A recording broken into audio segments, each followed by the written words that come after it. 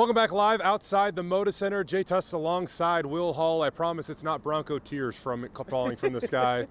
Just the Portland rain. Heck, hardly even rain. We call this sprinkles, if you will, Will. Rain, go away. We warned everybody back home about the talented forward for Memphis, Jalen Duren, last night on our pregame show this morning and more, and boy did he live up to the hype. Holy cow. Showcase his potential as why many have him projected as a lottery pick in next summer's NBA draft.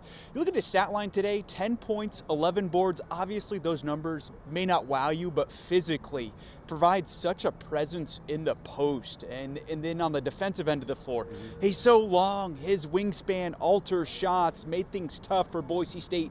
I think his presence was a big reason why Boise State struggled shooting from the field today. Yeah, I also think that it was tough to get momentum. Almost half of his rebounds were on the offensive end. If Boise State would get a stop, he'd get an offensive rebound, and you just hear this collective sigh, They have to defend 20 more seconds to try to get another stop in order to climb back into the game. On a more positive news, how about the play of Abu Kigab? Again, scoreless at halftime, 0 for 4 from the field. He came out of the locker room, made 6 of his first 9 shots, finishes with 20 points, the 5th most ever by a Bronco at the NCAA tournament. He also finishes his season with 519 points, the 24th 500-point season in the history of the Boise State men's basketball program. JT, you've been covering this program for 10 years now? Me, 8 years. If I had to rank like all-time Broncos in the impact that they've had on elevating this program, I think 1A and 1B now, between Abu Kigab and Derek Marks. These guys lifted this program to another level. This was a historic season for Boise State, thanks in large part to the play all season long of Abu Kigab. And at its core, I think you can talk about all the skills that he brings to the table on the floor. It's his intangibles off the floor. He is the true leader of this program. His teammates follow his lead.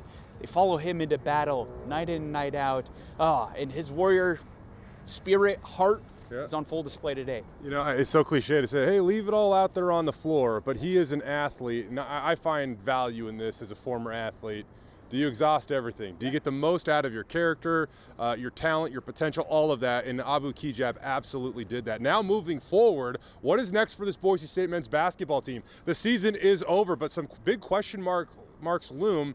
Which seniors will return? Due to the COVID year, they could get a significant number of these guys back. Obviously, Marcus Shaver could be one of them. Mladen Armush could be one of them. I expect Emmanuel Acott to return next year. He'll be 24 at this time next year. He's celebrating his 23rd birthday today.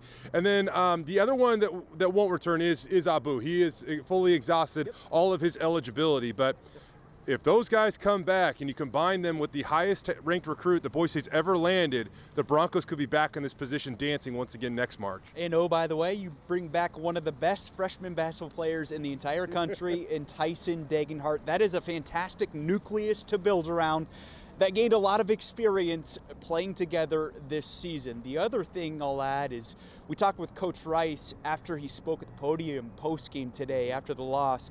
He mentioned the play of guys like Lucas Milner and Najee Smith. Can't forget about those guys. Those are critical glue guys likely to come back next year as well. Yeah, also, these guys got to get healthy. Leon jokingly said that some of these guys got to get surgery lined up, and they're so banged up right now, they might even get a discount when all these guys go in and get repaired. Najee Smith alone, how about a broken thumb, a torn meniscus? He's playing with plantar fasciitis. The guy was an absolute warrior, and so were a lot of these guys on this team. As we wrap up here from Portland, 27 wins a school record, their first ever outright regular season Mountain West title, a Mountain West tournament title, and their 8th ever NCAA tournament bid. An incredible season. Will Hall and I will see you live tonight on the news at 6, as well as on the news at 10. The news at 4 rolls on with Doug and Shira right after the break.